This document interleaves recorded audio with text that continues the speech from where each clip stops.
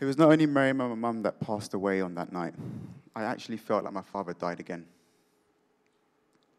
And a large part of our life, the important memories were wiped out, erased in a matter of minutes. As a big brother and a father figure, Miriam would always call me when she was in trouble or needed help. And we always knew we would get through anything.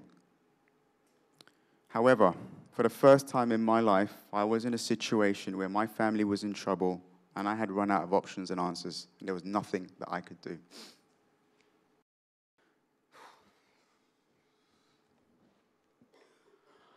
On my final call with Miriam, despite her suffering, despite her gradual deterioration, despite her loss of consciousness, she persisted in letting me know that she was still there.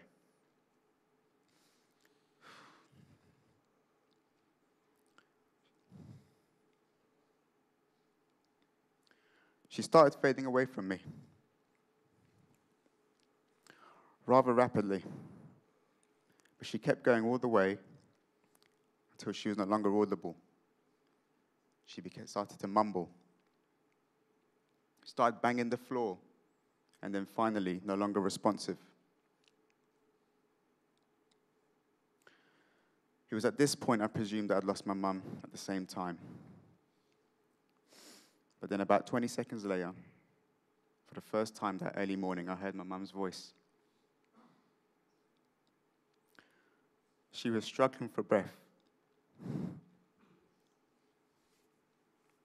Just take a pause for a second, Ahmed.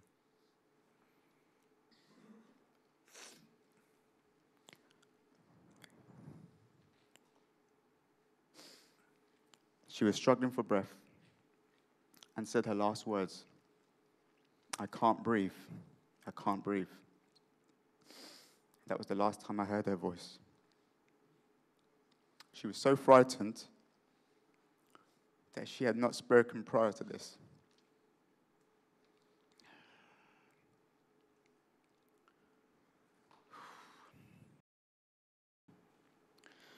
So, the purpose of sharing this story was to make sure that you had just an idea of how special my mum and sister were to me. It's difficult to comprehend both of these women were taken from me due to a complete catalogue of failures across the spectrum that resulted in the loss of lives in the most horrifying way possible. It's easy to say we did everything we could after the inferno, but what is being ignored is the failure to acknowledge the true and utter incompetence leading up to this preventable tragedy. The repeated warnings about health and safety, the repeated warnings about weak building regulations that have been under urgent review for years, the complacency, the financial conflict of interest, the neglect by everyone that was involved in the decision-making process, the failure to warn that people's lives were put at risk, the lack of compliance. It's probably a little bit too kind. More like the complete non-existence of compliance, because there is no compliance. And the misconception that those living in social housing are simply a group of uneducated and second-class citizens that should be thankful for living in the Royal Borough of Kensington and Chelsea. So let me remind you that Miriam was born, bred, raised, and educated in RBKC, a borough she loved to live in.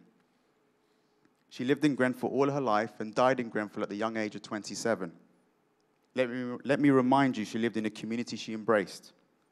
Let me remind you she was a successful graduate from Roehampton University, an obsessed sportswoman, a primary carer for our mother, a young marketing manager making positive strides in her early career, a volunteer, a charitable person, a selfless person that was always very excited to do something for others, an important and influential voice before the Grenfell Tower fire.